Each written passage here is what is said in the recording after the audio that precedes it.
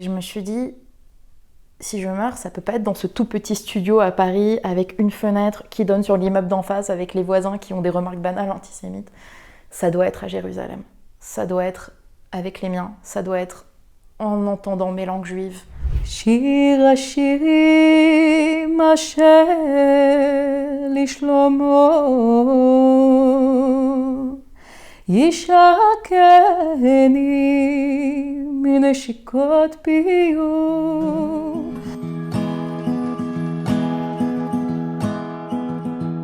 Milena Kartovskayash, bonjour. Merci de nous accueillir chez vous dans ce très beau village d'En Kerem, à Jérusalem. C'était un choix, Jérusalem, c'était une évidence? Jérusalem, oui, c'était une évidence. Pour moi, faire mon alia, c'était venir à Jérusalem. Où à Jérusalem, je ne le savais pas. Mais je ne me voyais pas vivre ailleurs. Un appel. J'ai déjà vécu ici 1 an, il y a 8 ans. Et pour moi, c'est la concentration de tout ce qui m'appelle, toutes les langues juives, les textes, l'histoire millénaire. Et puis la force rocailleuse. Dans un moment de l'histoire de l'humanité, avec la crise sanitaire, les effondrements économiques et autres, je me suis dit, s'il y a un lieu qui ne peut pas s'effondrer, c'est Jérusalem. Voilà, c'est peut-être naïf de ma part, mais c'est un appel intérieur. Je la connais, cette ville, je connais sa lumière. Alors vous êtes artiste, vous êtes également anthropologue, vous adorez fouiller l'histoire juive, on va dire des communautés anciennes, c'est un peu votre dada. Vous êtes aussi chanteuse, metteuse en scène, bon, vous faites beaucoup de choses. J'aimerais savoir pourquoi vous avez un beau jour décidé de faire votre alia. Je sais qu'il y a bien sûr, comme tout le monde, des raisons personnelles, mais aussi des raisons politiques. Oui, il y a des raisons politiques, tout s'est décidé de manière progressive au moment du Covid. Ma maman, qui est médecin, est tombée malade. Ça a été un des premiers médecins à être hospitalisé le premier jour du confinement. Et puis voilà, cette impossibilité de pouvoir fuir. Donc tout d'un coup, on voit ses voisins, on comprend la société dans laquelle on vit. Moi, je suis née, j'ai vécu toute ma vie dans le 20e arrondissement à Paris. On est face à certaines remarques antisémites, des remarques banales. Ça veut dire quoi, des remarques antisémites ? C'est des stigmates sur le fait que les Juifs possèdent une grande partie de l'immobilier, qu'ils savent s'organiser, que dans mon immeuble, dans la barre d'immeuble dans laquelle j'étais, il n'y avait que des Juifs. Ces espèces de mythologie. Il n'y avait que des Juifs, et quoi? C'était un problème pour les voisins? Non, mais ce n'est absolument pas vrai, c'est des constructions. C'est des constructions, si vous voulez. Et je pense que c'est des choses que j'ai entendues toute ma vie, sauf que il y a un moment où on est plus poreux, on est plus fragile, et c'est des gens avec qui j'ai passé des mois de confinement, en fait, face à face. Donc on met enfin un nom sur un visage. Je pense que une des choses déterminantes pour moi, et c'est toujours pas facile d'y revenir, c'est que lors du premier confinement, j'ai vécu une humiliation antisémite dans un milieu artistique. C'est-à-dire qu'au moment de stade 3, on ne savait pas ce qui nous attendait. Il y avait eu le couvre-feu, et puis des mesures successives. Je revenais de Grèce, d'Athènes, et à ce moment-là, je me suis dit, si on est enfermé, je ne pourrais pas rester dans mon petit studio à Paris. Donc j'ai décidé de partir dans le centre de la France, où je commençais déjà à travailler sur le plateau de Mille Vaches, et je pensais même m'installer et vivre là-bas. J'étais en train de créer un opéra politique avec les habitants. Donc j'ai rejoint une communauté d'artistes, universalistes, de gauche. Et voilà, et j'ai vécu ce qu'on peut appeler une humiliation antisémite. Sauf que quand ça s'est passé, je ne savais pas ce que c'était. Je n'avais jamais vécu ça. Il m'a fallu des mois pour décrypter ce que j'avais vécu. Bon, on était dans un moment très compliqué de l'histoire où je suis arrivée dans cette communauté avec des gens que je connaissais pas forcément très bien. On s'est retrouvés enfermés du jour au lendemain, avec la seule possibilité de sortir grâce, entre guillemets, aux attestations de sortie. Et puis ma maman s'est fait hospitaliser à Paris, il n'y avait plus de train, mon papa était tout seul. Bon, à ce moment-là, il y a toutes les mémoires aussi, je pense, de la Shoah qui reviennent. Ouais, parce que d'un côté de votre famille, vous êtes, on va dire, des Juifs d'Algérie, du côté de votre papa, et puis de l'autre côté, ce sont des Juifs polonais. Exactement, rescapés de la Shoah, tout à fait. Donc il y a les deux, voilà, les deux mondes. Et je me suis retrouvée voilà, avec ces gens, et puis ils m'ont demandé de faire Shabbat. Alors je me suis dit, bon, je sais pas, ils sont peut-être intéressés, c'est peut-être exotique pour eux, et pour moi c'était important, j'avais l'impression que c'était la dernière chose qui me restait, je savais pas ce qui allait advenir de nous tous. Et donc j'ai préparé Shabbat, et puis j'ai été allumer les bougies. Et au moment j'ai fait la prière sur le vin, puis la prière sur le pain, et là ils ont commencé à rigoler, il y en a un qui a commencé à danser, mais à faire des mimiques, vous voyez, à singer, peut-être les pas qu'il avait vus de Rabbi Jacob ou autre. Et ils sont tous partis dans un fou rire absolument énorme. Et moi, à ce moment-là, il y a quelque chose qui s'est déchiré en moi. Je ne savais pas le nommer à l'époque, et je me suis dit, en fait, c'est tout ce qui me reste. Et ils sont en train de cracher dessus, quoi, de le conspuer. Et ça a été très, très compliqué. Et à ce moment-là, j'écrivais des poèmes, parce que j'écris de la poésie et c'était ma manière de survivre, quoi. Donc le lendemain, j'ai écrit un poème sur ce qui s'était passé, c'était une simple description. Et ils l'ont lu, et je me rappelle très bien, ils m'ont convoquée, c'était vraiment comme un tribunal, un peu comme le procès de Kafka, sauf que je ne savais pas de quoi j'étais accusée. Et ils m'ont demandé d'effacer ce poème que j'avais posté. Et ils m'ont demandé de partir. Et c'était très compliqué parce qu'il y avait presque plus de train, je ne savais pas comment rejoindre Paris. Je savais qu'il fallait que je quitte cet endroit. Et finalement, j'ai réussi avec 2 trains, un bus à rejoindre Paris. J'en ai pas parlé à mes parents, je ne savais pas si maman allait sortir de l'hôpital. Donc j'ai réussi en une journée à revenir et ma maman est sortie de l'hôpital ce jour-là. Et je suis arrivée chez mes parents. Bien sûr, on ne s'est pas touché, il y avait 3 mètres de distance. Et j'étais en pleurs et je leur ai dit, je vous promets de ne plus jamais vous quitter. Et après, c'était un processus très étrange. Où c'était très bizarre, je me sentais coupable, mais je ne savais pas de quoi. Et je voulais presque changer mon nom. Je pense des processus que d'autres juifs dans ma famille, ou je veux dire autour de nous, ont vécu suite à des événements pareils, sauf que je ne me l'expliquais pas. Et j'ai toujours grandi dans des milieux et vécu dans des milieux de gauche avec des gens qui se disaient humanistes et autres. Et là, c'était le couperet, quoi. Et il a fallu des mois et que j'en parle un jour à des amis non juifs, avec qui danseurs, et ils m'ont regardé droit dans les yeux, ils m'ont dit « Milena, mais c'est une humiliation antisémite ce que tu as vécu, c'est grave en fait. » Et parce qu'ils étaient goy, et parce qu'ils me l'ont dit, je l'ai accepté. Et c'est ça qui a été un déclencheur en se disant ma place n'est plus ici, j'ai plus rien à faire ici. C'était un des gros déclencheurs. Je me suis dit, si je peux pas aller me réfugier dans ce plateau de 1000 vaches, qui est un lieu alternatif, à la fois sur le plan politique, artistique, alors il n'y a aucun refuge. Et ça a été aussi un lieu qui a caché des juifs pendant la guerre. Il n'y a aucun refuge. Et il y a eu d'autres choses ensuite, l'histoire de la restitution de l'objet spolié qui appartient à la famille de mon père. Incroyable. Un jour, vous allez en visite dans un musée et vous voyez le nom de votre grand-père, un nom assez singulier pour ne pas avoir de doute. C'était au musée d'art et d'histoire du judaïsme à Paris et c'était le dernier jour de l'exposition sur les Juifs d'Algérie. Et je m'en souviens très bien, c'était en janvier 2013. Je revenais de l'Atlas marocain où j'avais fait une ethnographie sur les traces des judéo-berbères. Et je me suis dit, bon, quand même, pour honorer mon père, l'histoire de ma famille, je vais y aller. Avec quelque part cette colère de me dire, de voir plein d'objets, de me dire, mais dans notre famille, on n'a rien, il n'y a rien. Et j'arrive, en fait, c'était la première salle et il y avait des dizaines de pochettes de bar mitzvot, en velours brodé au fil d'or. Et en général, je ne regarde pas les cartels.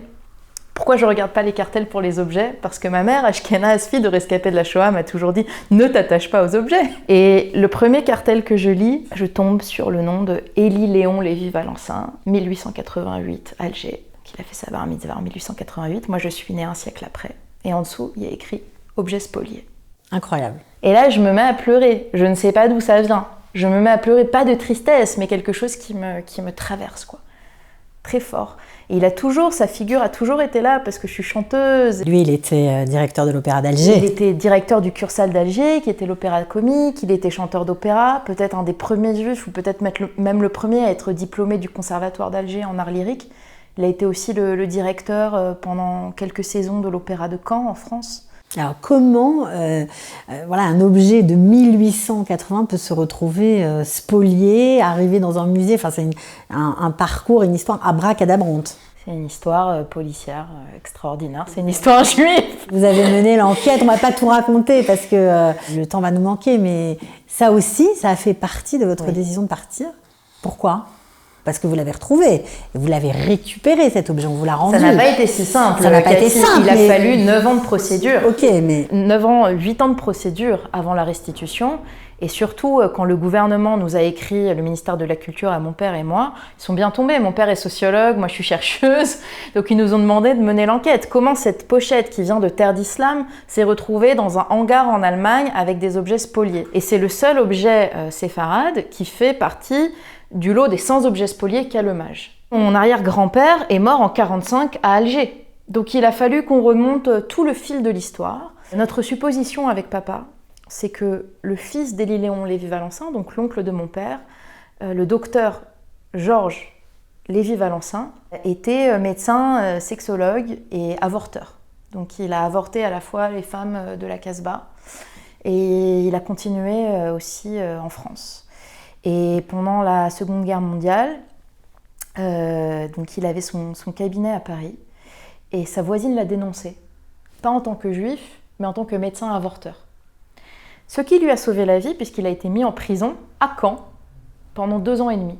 Et pendant qu'il était en prison, les nazis se sont emparés de son cabinet, de son appartement et ont volé tous ses biens. A priori, c'est comme ça que... C'est comme ça, il le raconte dans son livre « Je suis un avorteur ». Voilà, donc ça c'est pour avoir tous les détails de l'histoire, on pourra lui lire le livre, mais ce qui m'intéresse c'est vous, quoi. Pourquoi cette aventure, on va dire cette enquête que vous avez menée avec votre papa, vous a mené en Israël? Parce que c'est un des éléments, c'est-à-dire qu'au fur et à mesure que j'ouvrais les boîtes de souvenirs, c'est fictif parce qu'on n'en avait pas, que je me rendais compte en fait à quel point le gouvernement de Vichy avait aussi porté atteinte à ma famille, et puis la confiscation de nos archives juives qui font partie des archives coloniales, à la fois de la part du gouvernement français et bien entendu du gouvernement algérien. C'était comme un écho à l'histoire que vous avez vécue dans votre communauté Non, mais je dirais que c'est pour moi l'injustice de ne pouvoir récupérer nos biens et notre histoire dans un moment de l'histoire où les mouvements décoloniaux sont très forts, notamment en Amérique du Nord et en Europe, et où nous, en tant que Juifs, on n'a pas du tout voix au chapitre, alors qu'on a été aussi victimes pendant toute la période coloniale, qui nous a permis de nous élever socialement, mais qui nous a aussi acculturés en grande partie. Et pour moi, j'ai toujours été aux côtés des sans-voix. Alors sinon, nous ne pouvons pas réclamer justice, personne ne le fera pour nous-mêmes. Et puis surtout, c'est une pochette, c'est un sac à prières.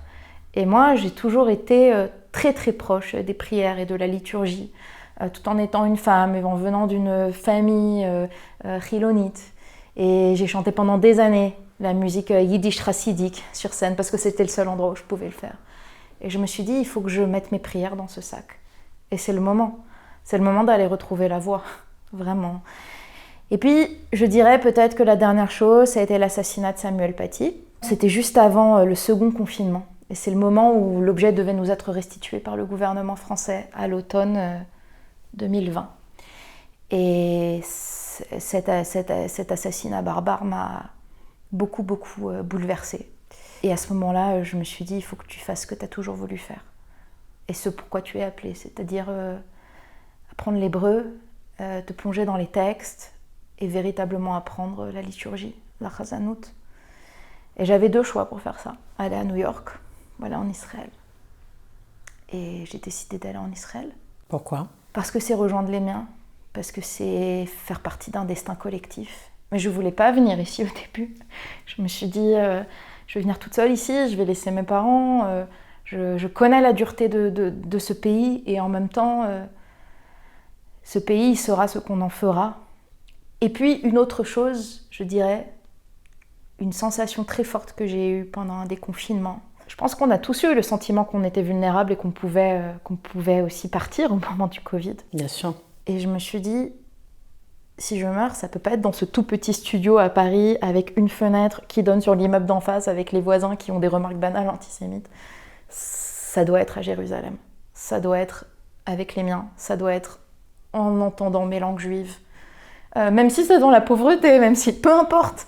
Mais je ne peux pas. Et c'est un appel intérieur très fort. Alors aujourd'hui, vous y êtes à Jérusalem. Vous avez choisi un très joli village, un petit peu excentré du centre-ville, mais très pittoresque. Est-ce que vous avez réussi à prendre vos marques? Est-ce que vous arrivez à exister en tant qu'artiste? J'espère que vous allez nous pousser peut-être un peu à la chansonnette, parce que vous C'est pas prévu, ça. C'est pas prévu.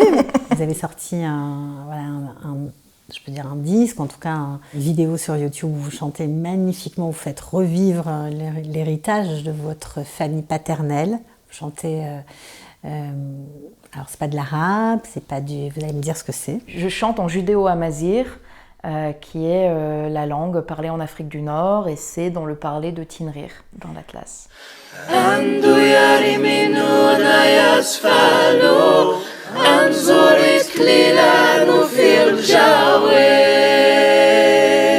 Comment se passe le chemin? Parce qu'on peut dire que vous êtes en chemin, vous n'êtes pas encore vraiment intégré, c'est le début. Oui, c'est beau que vous employiez le terme chemin.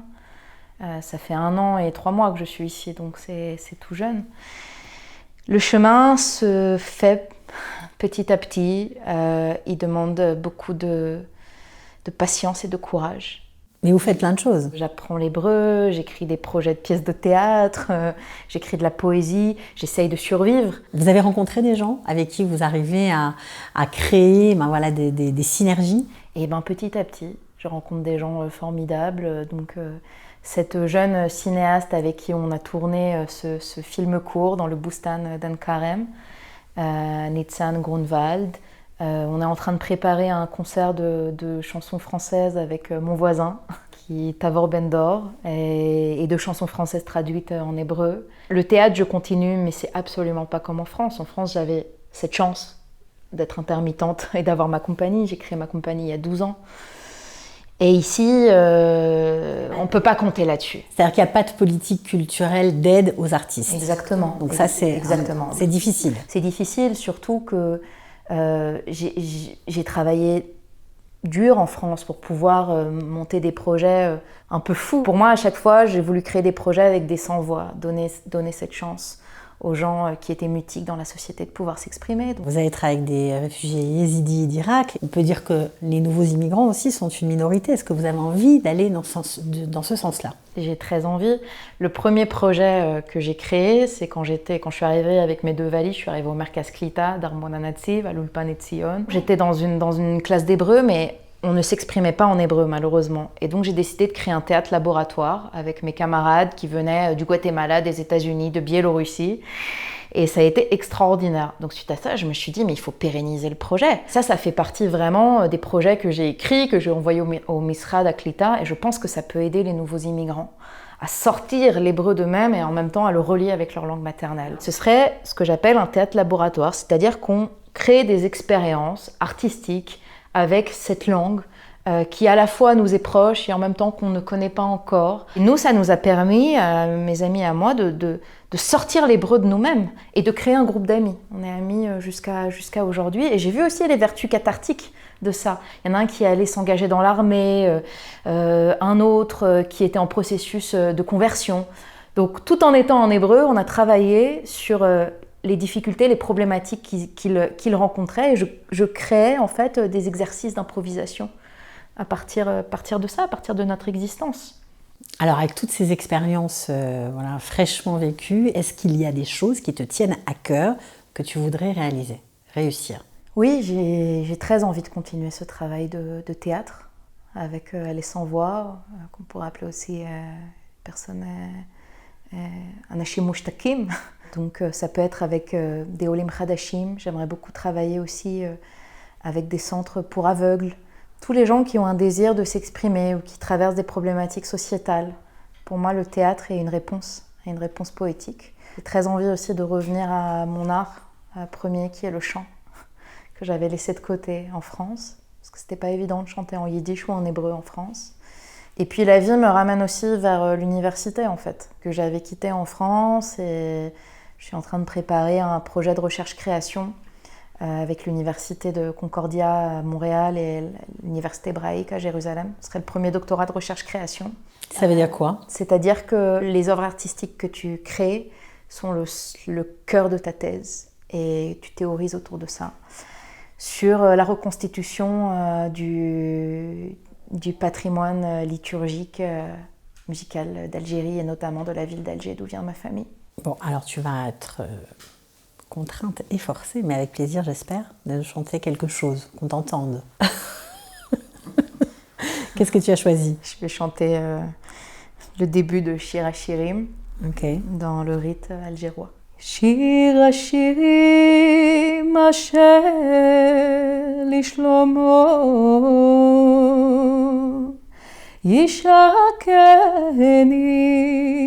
Mineshikot Piyu Ki tovim dodecha miyayin לריח שמניך טובים שמן תורק שמחלקן על אמות האבוך מושני אחריך נרוצה הביאני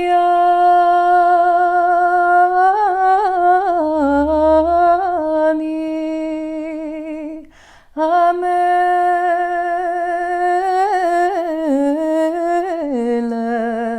חדריו נגילה ונשמחה בה נזכיר עדודיך מיין מישרים האבוך. Waouh, magnifique. C'est magnifique. Tu as appris ça ici? Oui et non. J'ai appris ça grâce à un vieil enregistrement de Simon Darmon, parce que malheureusement aujourd'hui presque personne ne connaît le rite d'Alger. Et un de mes rêves c'est de connaître toute une Kabbalah de Shabbat.